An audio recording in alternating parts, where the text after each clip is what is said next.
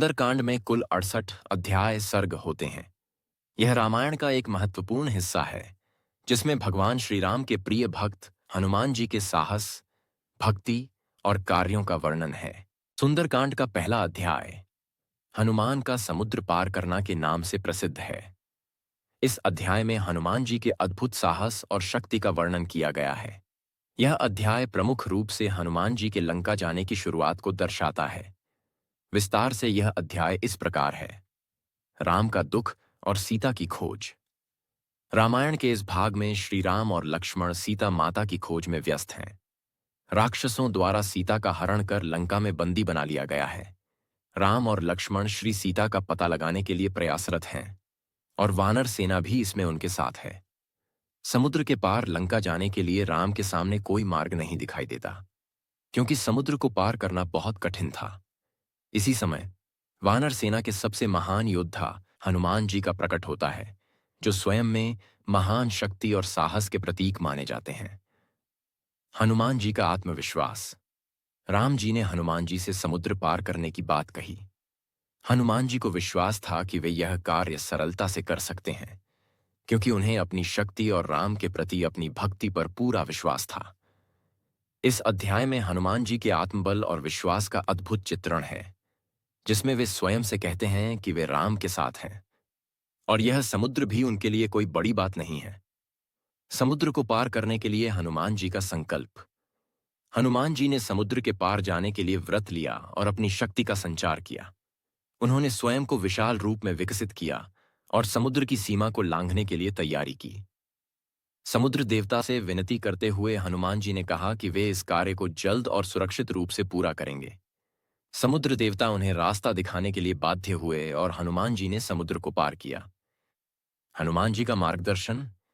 हनुमान जी ने समुद्र को पार करते हुए अपने विशाल रूप में उड़ान भरने की शक्ति का प्रयोग किया। इस यात्रा में उन्होंने अपनी पूरी शक्ति और साहस का परिचय दिया, जिससे यह अध्याय साहस और भक्ति का प्रतीक बन गया। निष्कर्ष। सुंदरकांड का पहला अध्याय हनुमान जी के साहस, भक्ति, आत्मविश्वास और राम के प्रति प्रेम का आदर्श प्रस्तुत करता है। यह अध्याय न केवल हनुमान जी के चरित्र का परिचय देता है, बल्कि यह रामायण के एक महत्वपूर्ण मोड़ को भी उद्घाटित करता है, जब हनुमान जी समुद्र पार कर लंका की ओर प्रस्थान करते हैं। सुंदरकांड का दूसरा अध्याय हनुमान जी का लंका प्रवेश के नाम से प्रसिद्ध है। इस अध्याय में हनुमान जी का लंका पहुंचने और वहां के दृश्य का विस्तार से वर्णन किया गया है। इस अध्याय में हनुमान जी की वीरता, उनकी बुद्धिमत्ता और उनके साहस का अद्भुत चित्रण है। आइए इस अध्याय का विवरण विस्तार से देखें। लंका में प्रवेश। हनुमान जी समुद्र पार करने के बाद लंका पहुंचते हैं। लंका का वर्णन इस अध्याय में बड़े विस्तार से किया गया है। लंका अत्यंत सुंदर, समृद्ध और भव्य नगर था। उसके द्वार और महल सोने के बने हुए थे और हर जगह राक्षसों का वास था। लंका के रास्ते में हनुमान जी को राक्षसों द्वारा देखे जाने का भय था, लेकिन उन्होंने अपना रूप छोटा कर लिया और बिना किसी रुकावट के नगर में प्रवेश किया। हनुमान जी ने लंका की सुंदरता और उसकी संपत्ति का अद्भुत वर्णन किया। वहां के महल और भवन स्वर्ण के बने हुए थे और वह नगर धन्य और समृद्ध था। लंका में राक्षसों का बहुत बड़ा राज्य था, पर हनुमान जी ने अपनी बुद्धिमत्ता से चुपके चुपके प्रवेश किया। लंका में सीता माता की खोज। हनुमान जी लंका में सीता माता की खोज में लगे हुए थे। वे हर स्थान को ध्यान से देखकर अपने लक्ष्य की ओर बढ़ रहे थे। अंततः हनुमान जी को अशोक वाटिका में सीता माता का दर्शन हुआ। अशोक वाटिका का वर्णन करते हुए बताया गया कि वहां एक बगीचा था, जिसमें सुंदर अशोक वृक्ष थे। वहां सीता माता उदास और विलाप करती हुई दिखाई दीं। वे राम के लिए अत्यधिक दुखी थीं और उनका हृदय उनके प्रिय पति श्री राम की याद में बसा हुआ था। सीता माता को देखकर हनुमान जी का दिल भर आया, लेकिन वे तुरंत ही अपने कर्तव्य पर ध्यान केंद्रित करते हुए उन्हें ढूंढने और संदेश देने के लिए आगे बढ़े। सीता माता से संवाद। हनुमान जी ने सीता माता से मिलकर राम का संदेश उन्हें दिया। उन्होंने सीता माता को आश्वस्त किया कि श्री राम उनके लिए लड़ाई की तैयारी कर रहे हैं और जल्द ही उन्हें छुड़ा लेंगे। हनुमान जी ने सीता माता को राम के प्रतीक रूप में उनके अंगूठे की मुहर भी दिखाई। इस पर सीता माता को बड़ी राहत मिली और उन्हें विश्वास हुआ कि श्री राम उनका उद्धार करने के लिए तैयार हैं। हनुमान जी ने सीता माता से यह भी कहा कि वे शीघ्र ही राक्षसों का वध करके उन्हें मुक्त करेंगे।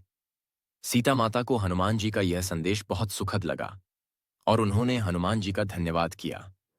राक्षसों का विरोध और हनुमान जी की वीरता। हनुमान जी की उपस्थिति से लंका में हलचल मच गई थी। राक्षसों ने उन्हें देखा और पकड़ने का प्रयास किया, लेकिन हनुमान जी ने अपनी अद्वितीय शक्ति का प्रदर्शन करते हुए राक्षसों को पराजित किया। उन्होंने अपनी छोटी सी रूपधारी ताकत का इस्तेमाल किया और राक्षसों को बुरी तरह से हराया। इसके बाद राक्षसों के राजा रावण ने हनुमान जी को पकड़ने के लिए भेजे गए राक्षसों को भी हराया। रावण ने हनुमान जी को पकड़ने के लिए अपनी पूरी शक्ति का उपयोग किया, लेकिन हनुमान जी ने उनकी सारी चालों को नाकाम कर दिया।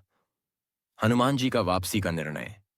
सीता माता से मिलकर और राक्षसों को हराकर हनुमान जी ने लंका छोड़ने का निर्णय लिया। लंका से बाहर जाने से पहले उन्होंने रावण के महल और नगर को ध्वस्त किया और आग लगा दी, ताकि रावण को यह संदेश मिले कि श्री राम आने वाले हैं। इस अध्याय में हनुमान जी की वीरता, साहस और बुद्धिमत्ता का अद्भुत प्रदर्शन हुआ। वे पूरी तरह से अपने कर्तव्य के प्रति समर्पित थे और राम के संदेश को सीता माता तक पहुंचाने में सफल रहे। निष्कर्ष। सुंदरकांड के दूसरे अध्याय में हनुमान जी के साहस और समर्पण का अद्भुत चित्रण किया गया है। उन्होंने न केवल सीता माता से मिलकर राम का संदेश दिया, बल्कि लंका में अपनी वीरता और बुद्धिमत्ता का भी परिचय दिया। यह अध्याय हनुमान जी की भक्ति और उनकी महानता का प्रतीक है, जो राम के प्रति उनकी निष्ठा और प्रेम को दर्शाता है। सुंदरकांड का तीसरा अध्याय राक्षसों से युद्ध और हनुमान जी का बंदी बनना के नाम से प्रसिद्ध है। इस अध्याय में हनुमान जी के द्वारा लंका में राक्षसों के साथ लड़ा गया युद्ध, उनकी वीरता और बाद में राक्षसों द्वारा बंदी बनाए जाने की घटना का वर्णन किया गया है। आइए इसे विस्तार से देखें। हनुमान जी का राक्षसों से संघर्ष। जब हनुमान जी ने लंका में प्रवेश किया और सीता माता से मिलकर राम का संदेश दिया, तब लंका में हड़कंप मच गया। राक्षसों ने हनुमान जी को देखा और उन पर हमला करने का प्रयास किया। लंका में राक्षसों का एक बड़ा समूह था, जो हनुमान जी को पकड़ने के लिए एकजुट हुआ था। हनुमान जी ने इन राक्षसों का मुकाबला किया और अपनी अद्वितीय शक्ति और युद्ध कौशल का प्रदर्शन किया। उन्होंने राक्षसों को हराया और हमलों का बुरी तरह से प्रतिकार किया।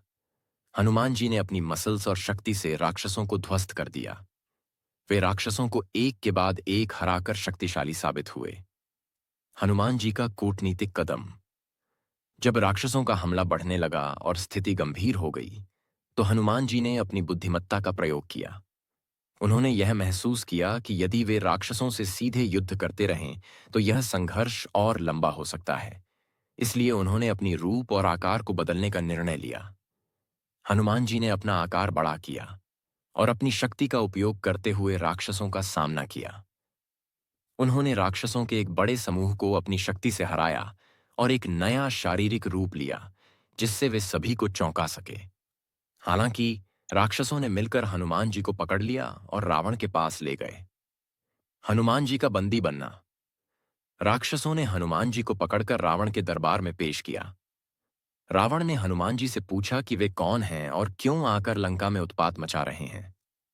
हनुमान जी ने रावण से कहा कि वे श्री राम के दूत हैं और राम के बारे में जानकारी देने के लिए लंका आए हैं। रावण ने हनुमान जी से घृणा करते हुए उन्हें दंडित करने का आदेश दिया, लेकिन हनुमान जी ने इसका प्रतिकार करते हुए रावण को जवाब दिया कि वे राम के संदेशवाहक हैं और उनके सामने राक्षसों का कोई वजूद नहीं है। हनुमान जी का संघर्ष और रावण द्वारा आदेश। रावण ने हनुमान जी को दंड देने के लिए आदेश दिया कि उन्हें गिरफ्तार कर लिया जाए और उनका शाही दरबार में अपमान किया जाए। राक्षसों ने हनुमान जी की पूंछ में आग लगाई, लेकिन हनुमान जी ने अपनी सूझबूझ से इसका उपयोग अपने लाभ के लिए किया।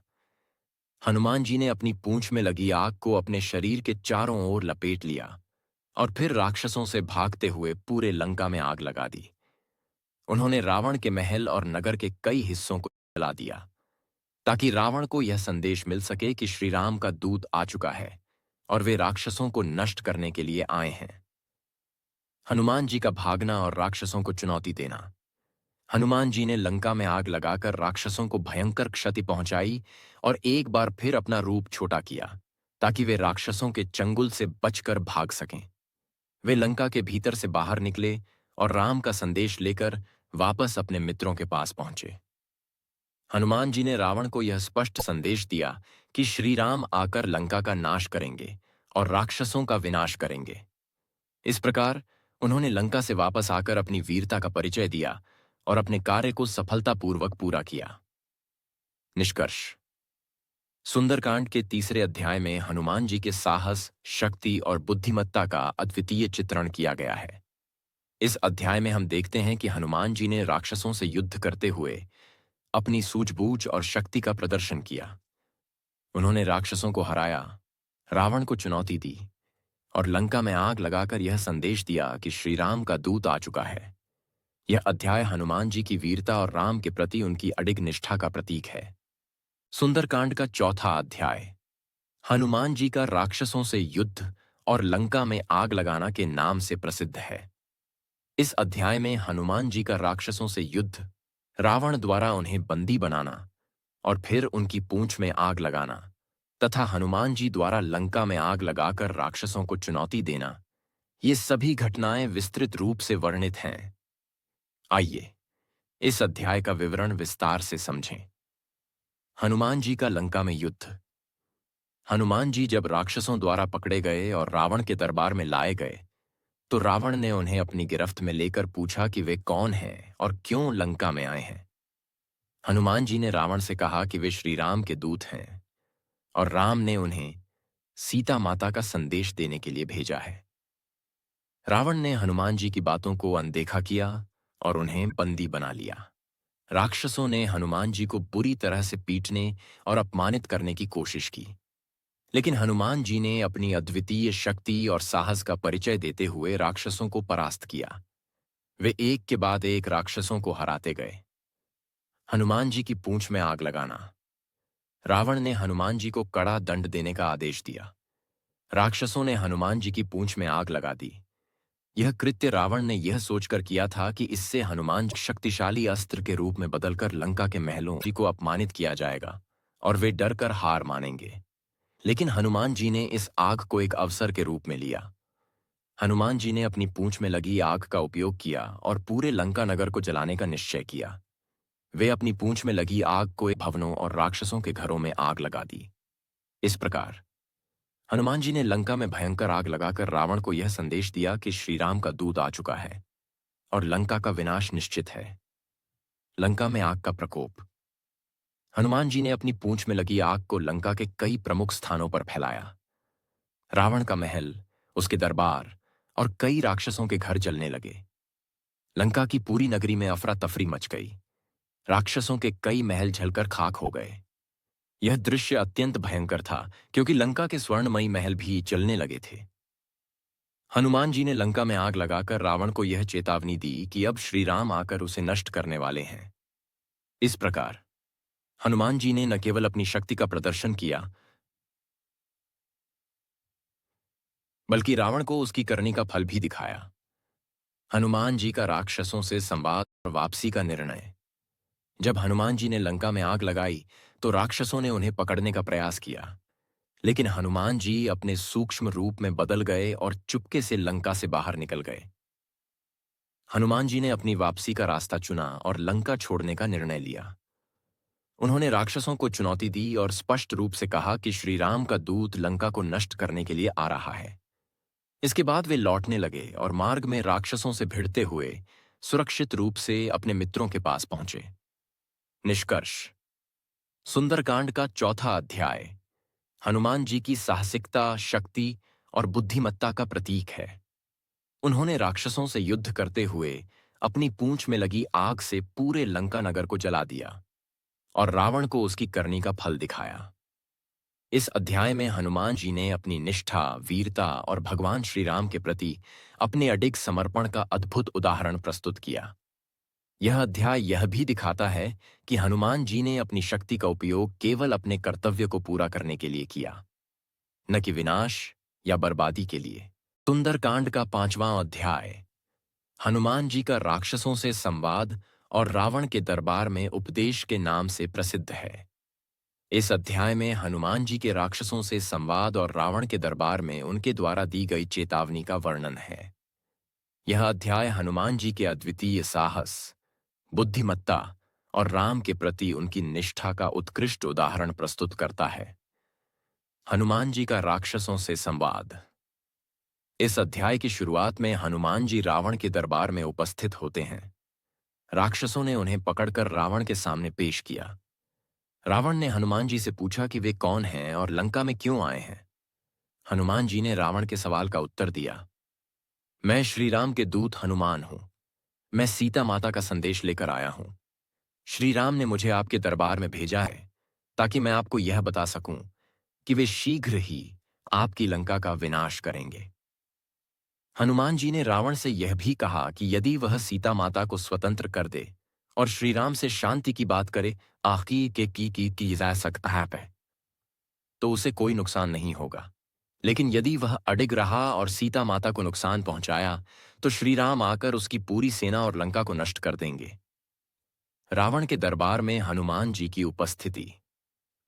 रावण ने हनुमान जी की बातों को नजरअंदाज किया और उन्हें अपमानित करने की कोशिश की। रावण ने हनुमान जी को कहा, तुम एक साधारण बंदर हो, तुम मुझे क्या समझाओगे। इस पर हनुमान जी ने अपनी विनम्रता के साथ रावण को जवाब दिया। उन्होंने रावण को याद दिलाया कि वह भी एक समय में महान थे, लेकिन अब उनका अहंकार उन्हें नष्ट करने वाला है। हनुमान जी ने रावण को चेतावनी दी कि यदि वह अपनी गलतियों को नहीं सुधारता, तो वह खुद को और अपनी पूरी लंका को तबाह कर देगा। उन्होंने रावण से कहा, राम के खिलाफ युद्ध करने का परिणाम बहुत ही भयंकर होगा। तुम्हारी शक्ति और अहंकार तुम्हें अपने विनाश की ओर ले जाएगा। हनुमान जी का अपमान सहना और रावण की चुनौती। रावण ने हनुमान जी की बातों को नकारते हुए उन्हें दंड देने का आदेश दिया। रावण ने हनुमान जी को अपमानित करने के लिए उन्हें बंदी बना लिया और उनके साथ कठोर व्यवहार किया। हनुमान जी ने इस अपमान का कोई प्रतिकार नहीं किया, बल्कि उन्होंने इसे शांतिपूर्वक सहन किया और अपनी भक्ति के मार्ग पर आगे बढ़ने का संकल्प लिया। रावण ने हनुमान जी से कहा कि यदि वे स्वयं को इतना शक्तिशाली समझते हैं, तो उन्हें अपना बल दिखाना चाहिए। हनुमान जी ने इसका उत्तर देते हुए रावण को दिखाया कि उनका बल कितना अधिक है। उन्होंने अपनी पूंछ को महाकाय बना दिया और राक्षसों को चुनौती दी। हनुमान जी का राक्षसों से संवाद और वापसी का निर्णय। हनुमान जी ने रावण के दरबार में अपनी उपस्थिति से उसे चेतावनी दी और राक्षसों से संवाद करते हुए अपना संदेश सीता माता तक पहुंचाया। इसके बाद हनुमान जी ने लंका छोड़ने का निर्णय लिया और रावण को यह संदेश दिया कि श्री राम का दूत आ चुका है और उसकी लंका का विनाश निश्चित है। उन्होंने रावण के दरबार में अपनी शक्ति और साहस का प्रदर्शन करते हुए यह संदेश दिया कि वे केवल राम के दूत हैं और उनका कार्य सीता माता को उनके स्वामी राम के पास पहुंचाना है। निष्कर्ष। सुंदरकांड के 5वें अध्याय में हनुमान जी की साहसिकता, निष्ठा और बुद्धिमत्ता का अद्वितीय उदाहरण मिलता है। रावण के दरबार में उनका संवाद न केवल रावण के अहंकार को चुनौती देता है, बल्कि यह राम के प्रति हनुमान जी की भक्ति और उनके कर्तव्य के प्रति समर्पण को भी प्रदर्शित करता है। हनुमान जी ने रावण को शांति का रास्ता दिखाया, लेकिन रावण ने उनकी चेतावनी की अनदेखी की। इस अध्याय में हनुमान जी की महानता, समर्पण का सर्वोत्तम चित्रण किया गया है।